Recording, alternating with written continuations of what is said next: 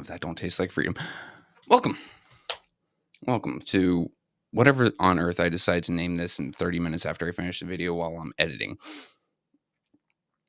Um, Mickey's given me a go ahead to start talking military on the platform on my own little series here. Um, Pre record that way I can edit and do X, Y, Z, put in some pretty pictures, illustrate a point, maybe even try to find a video to throw in here too. That said, we can't go just off into the weeds. I'd love to. I would, but we can't. If I start spouting off random definitions or random words and you don't get exactly what it is, now we've lost the plot. So today, I want to explain a few things. Generally, I want to talk about generations of war. Then I want to talk a little bit about some notable conflicts and how they fell into which generation of war. And then I want to talk a little bit about our doctrine. Because believe it or not, war has a doctrine. There is a set way to do it. And the United States, how do I put this? We have a set way of doing things that we sometimes follow, I think is the best way to put it. As there's this great meme.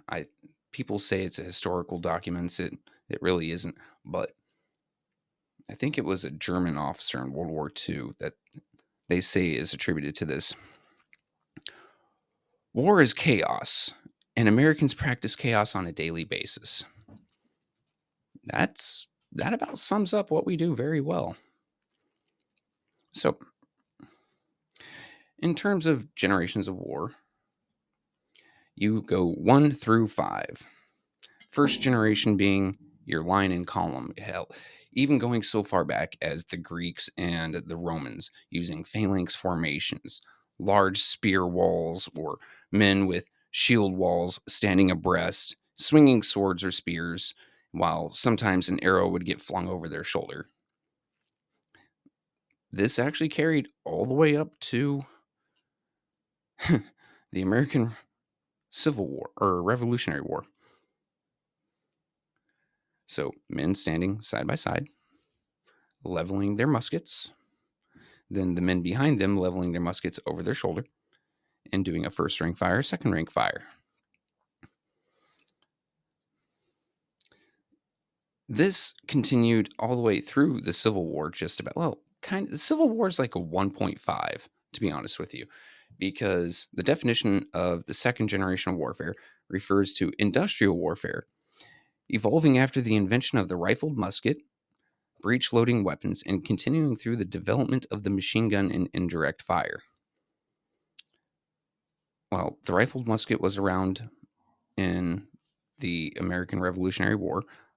Riflemen were a thing. Actually, the leaders at the time didn't like rifles as much because first generation warfare was about putting as much firepower at a given time into a given place. Whereas a musket, you just throw in some powder, wrap a musket ball in a little bit of paper, jam it down in there, put your flintlock on, and pull the trigger. Rifling in the barrel, causing a twist down the barrel to cause a spin on your musket ball to cause it to be more accurate, took more time. So they didn't really like it. They're like, oh yeah, it's great. It's accurate. It'll hit further out, but it takes them longer to shoot. Therefore, I have less firepower at a given time. So yeah, it kind of goes into like a gray zone. You come into the Civil War, the Great American Skirmish, and rifles and muskets were still in use side by side, but you also have things like the breech loading weapons. That would be in the back of the firearm. You would have a breech, a slab of metal that you could either remove by pulling up or pulling back. Insert your bullet, insert your powder, bring that breech back up, and then fire. This was mainly seen in a few rifles, but mostly in artillery. And then you also have the invention of the machine gun. Now, while the machine gun wasn't really a thing during the Civil War, you had the Gatling gun, which was like 5, 6, 7, 8 barrels connected to each other that would rotate as you spin a crank, and it would draw in a line of bullets linked together. And every time that crank would click, the barrel would align, a hammer would hit the bullet, it would send it going, and you'd keep going. Tat, tat, tat, tat, tat, tat, tat, tat, tat, tat, tat. But second generation warfare mainly describes things like World War One. You had a few motorized vehicles, but not a whole lot, and it wasn't as widespread. People were still using horses, but it did have a lot of indirect fire, so artillery. You had some aircraft,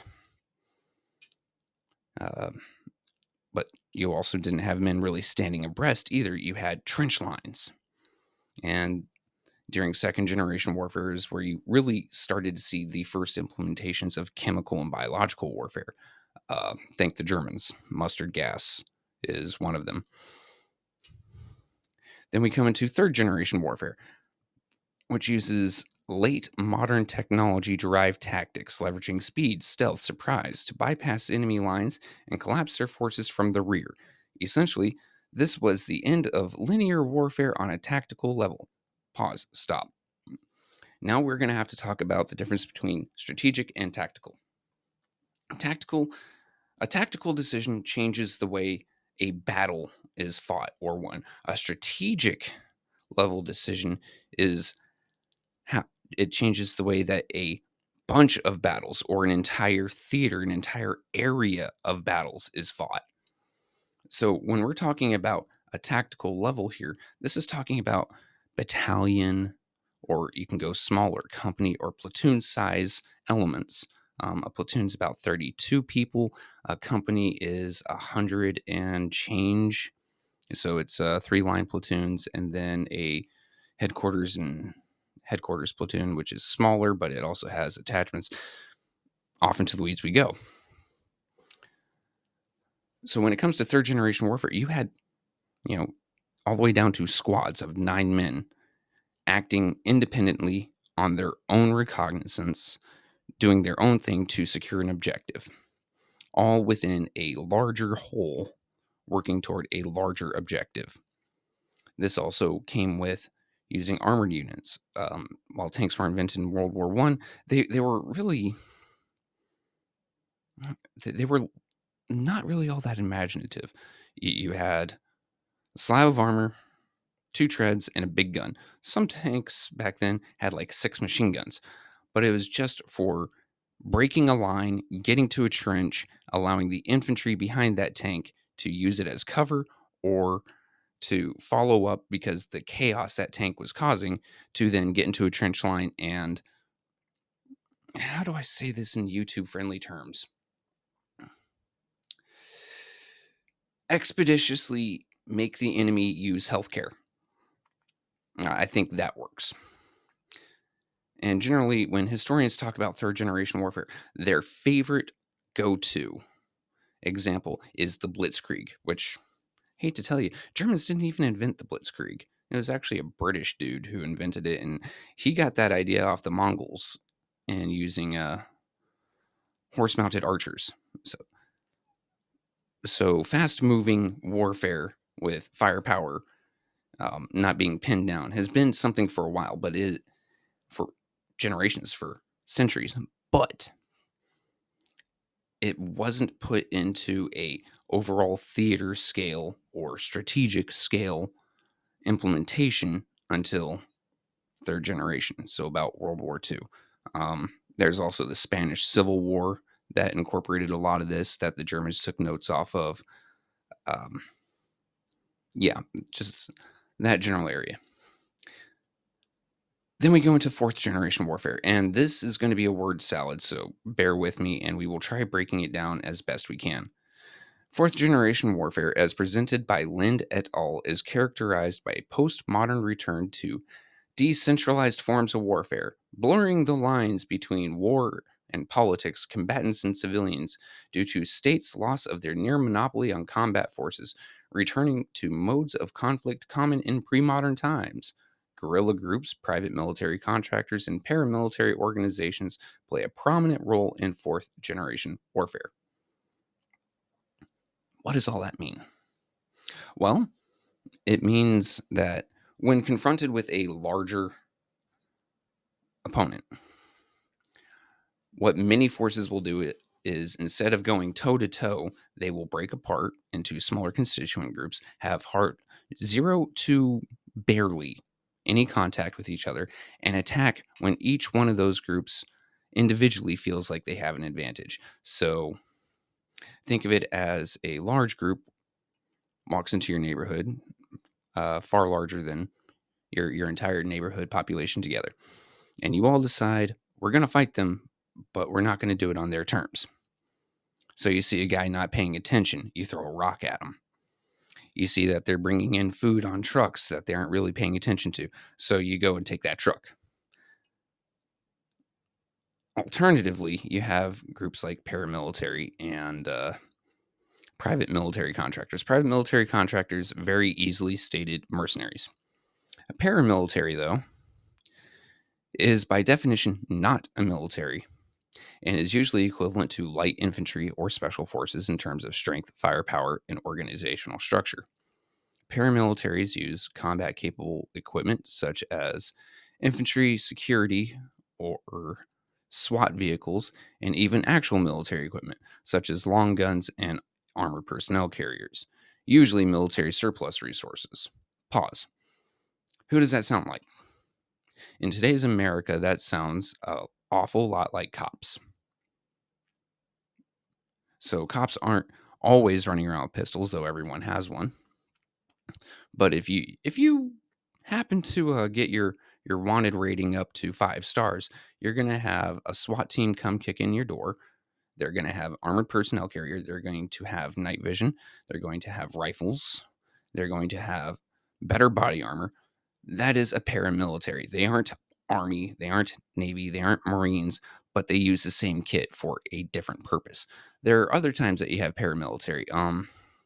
So World War II Germans, and I have to be very careful with this because YouTube does not like talking about the guys with the funny crosses, but the Waffen SS. The SS were paramilitary. They did not belong to the state. They did not belong to Germany. They belonged to the funny mustache guys party. They were party officials. And while they had a lot of pull in the government, they were not actually army. They were not Wunderbach. Now you have a general idea as to what a paramilitary is. United States, obviously, with our cops, have them, but you can take some other things with it. IRS actually has tactical groups.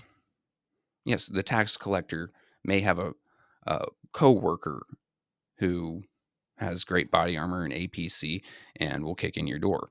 Uh, I think it was 2008 or 2009, one of the largest purchasers of firearms in the United States government actually happened to be the IRS. So take that as you will. Uncle Sam needs his money. Uh, in terms of fourth generation warfare, you can say Korea was an example of fourth generation warfare. You could say Vietnam, Panama. You can say Desert Storm, Desert Shield, Desert Strike, the Gulf War. And in some many ways, the invasion of Afghanistan, because Afghanistan was a different monster to Iraq altogether during 2001, 2003. Fifth generation warfare is where I really draw the line, because to me, fifth generation warfare isn't really its own warfare. It is an add-on. It is +1 to fourth generation warfare. Fifth generation warfare, according to Wikipedia and all the fun people who have PhDs and degrees in this sort of thing, is defined as conducted primarily through non kinetic military action.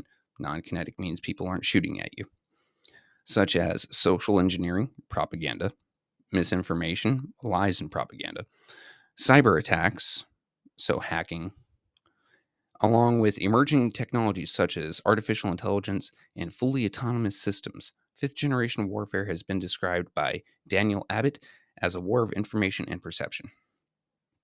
Full stop. There's another word for this. It's called gray zone warfare, and that incorporates politics as well. Belarus has been using gray zone warfare in and of its own way against Poland for a while now. So what Belarus does is it imports immigrants and then ushers them across the border into Poland. Why? Now Poland either has to take on this burden of immigrants that they were not expecting, that they did not invite, or they are seen on the world stage as horrible people. That is damaging their reputation. That is part of gray zone warfare. That is part of fifth generation warfare. Propaganda. Propaganda has been around for a long while. If you grew up in the 80s or early 90s and you watched an action flick, so 007, Die Hard, usually the bad guy had an East German accent or a Russian accent or was noted to be from like some Asian country, China, Vietnam, North Korea, something of that sort. And that put in your mind as a civilian the idea that these people are bad people and it's always the American or the Brit coming to the rescue to save the day. So now you've fallen, well, most of us have fallen for the idea that America slash Britain slash NATO, good guys, other guys, bad guys.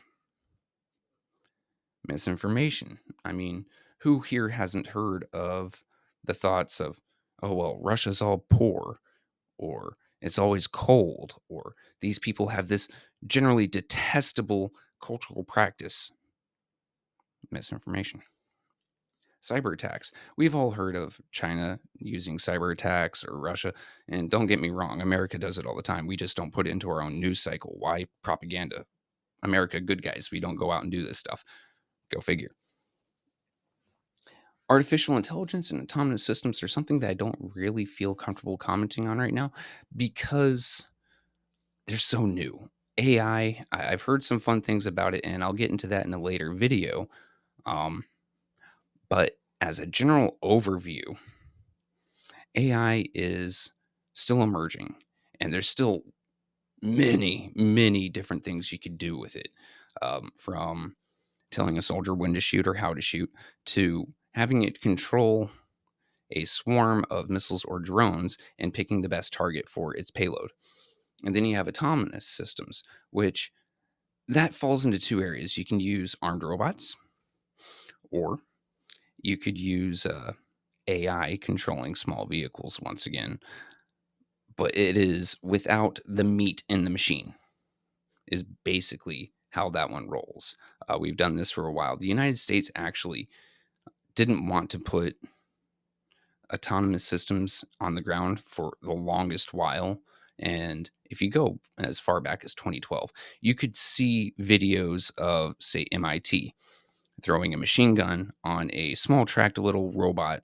I say little, the damn thing weighs about 400 pounds because it's all metal, and the army not wanting to use it. But what we have used is things like robots to disarm IEDs or go blow them up, robots to scout out inside a building to see if there's anyone in there waiting to shoot someone. So we have been using autonomous systems for the longest while. Fifth generation or gray zone warfare is an add on because all this usually comes just before actual contact, actual kinetic, people shooting, um, people with guns coming in, tanks and airplanes. And then while that's still happening, it's still continuing. So while people are still invading, going from town to town, uh, building to building, room to room, tanks on tanks, infantry on infantry, there's still social engineering and misinformation. You can see this in Russia today. Russia is saying that they have not lost any territory, whereas Ukraine took a huge chunk of Kursk. Or Russia is saying that Ukrainians are YouTube guidelines. Abusing the population in inhumane ways, war crimes, whereas Ukraine is saying they are not. And honestly, I'm not there, so I can't say either way. I've seen videos from inside Kursk, but those could just be staged propaganda as well. So that is the generations of warfare. Now, when we go into talking doctrine, it's changed a few times. The United States tends to prefer fire maneuver warfare. So you have one fire element that likes to sit still. You can think of artillery as that, and a maneuver element, such as infantry, that while the fire element is pinning an enemy down, the infantry will move in from a different direction. Uh, there's actually a battle drill about this at the platoon and squad level called Battle Drill 1 Alpha. No, I'm not going to get in trouble for this because it is in the widely available infantryman or soldier tasks and skills level 1 handbook, which you can order on Amazon, or the old 7-8, the infantry tasks and skills handbook. And what that does is it splits the platoon or the squad, so 30 men or 9 men, in half. One side sits there and provides covering fire. So they just shoot. They shoot until their trigger finger hurts. Shoot and shoot and shoot. While the other group gets up, runs backwards, and then button hooks around and comes in from the side. Well, not that's how they train you to do it, though the doctrine itself says you don't have to come in necessarily from the side. You can come in from a 30-degree angle, 45-degree angle, any angle that the enemy is not expecting from. You can go left or right, you can do, and that's usually communicated on the ground. The idea of American doctrine, though, is very flexible. American doctrine is do what is least expected and most painful to the enemy, where you have other countries. Once again, Russia. Russia has a very rigid top-down command structure. Private Conscriptovich, as one of my favorite YouTube channels, Perun, likes to call Russian conscripts, will not tie his shoes without a Russian officer telling him to tie them and how. Whereas an American sergeant can see an opportunity and take the initiative, or see that the odds are so stacked against him and his unit that he may just say, nope, we are pulling back. So while we have a general way that we like to do things, we also understand that the reality on the ground is not a textbook. I think this is generally a good area. And according to Clipchamp, I only get 30 minutes of record before I have to go into the editing phase. I need more alcohol.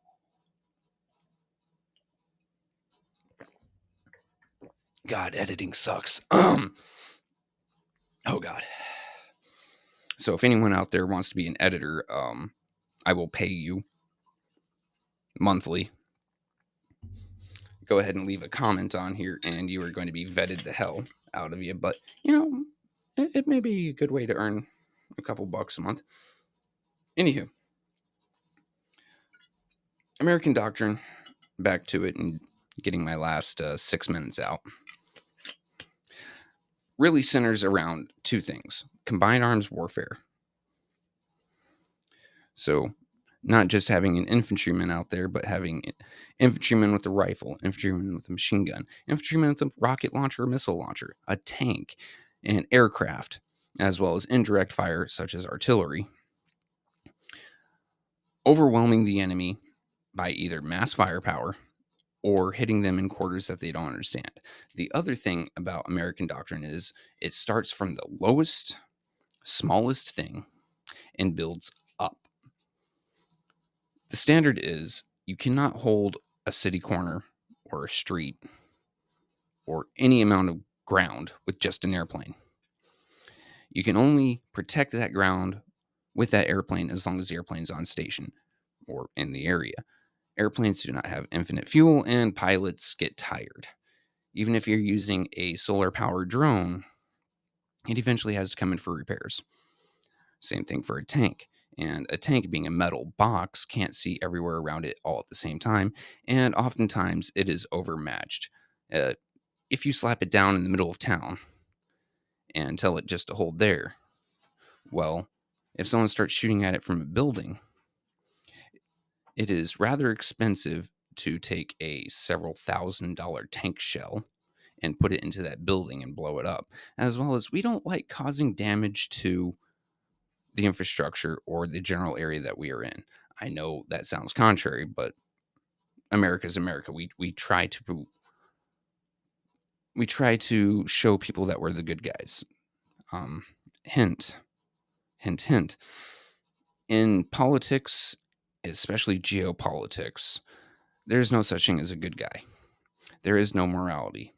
There is only the strong and the not strong, those who win wars and those who do not. Because at the end of the day, the winner writes the history. But it's easier for us at the end of the day to not have a tank blow up a building. It is also far easier for us at the end of the day not to put something like a multi-million-dollar tank with its, talking about the M1A1 Abrams, with its 4 crew in a position where it's not really built to fight. Uh, I mean, hell, each one of its crew members is worth $1 million+. The life insurance alone is $400,000 for American service members. Then you have the training that goes into them, plus the food, the time, all of this, plus the pay that they've received. It takes time. Whereas you take a standard infantryman, you take a me and 3 of my friends, and you say, go clear that building. And if there's anyone in there that wants to cause harm to Americans or American equipment, ventilate them. It is far less costly to fire a rifle than it is to fire a tank. It is far less costly to lose a me, to have me take a lethal hit, than it is to have a tank take a lethal hit. Because even if that tank isn't completely destroyed, that tank is still going to take millions of dollars to repair. I think to close it out, at least until I do some recording or some editing. God, editing. I think the best way to put it in terms of geopolitics, especially that of war, it was spoken by the military philosopher Nietzsche. Was it Nietzsche? No. Let's see who said this.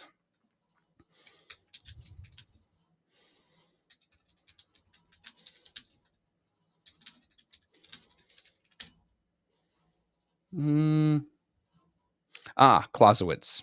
Nietzsche was a nihilist. One of my other favorite philosophers. All right, so Karl von Clausewitz said, war is politics by any other means. He was a Prussian military theorist, meaning that war should be understood as a continuation of political aims, but achieved through use of military force instead of diplomacy. That doesn't just go for guns and bombs. The idea of war is and always has been, as Fallout says, war never changes, is and always has been about resources or land. And if I can't talk you into giving it to me, or talk you into giving it to me at a reasonable rate, and I really want it, now I have to continue politics by any other means. So that'll close this out. I'm going to get this edited. Hopefully we can get it out today, being the 26th December. If not, I might be able to get it out by Friday the 27th. So I will catch you guys in the next one, hopefully next week. Like, comment, subscribe. Give me your questions, guys. I've got nothing but time.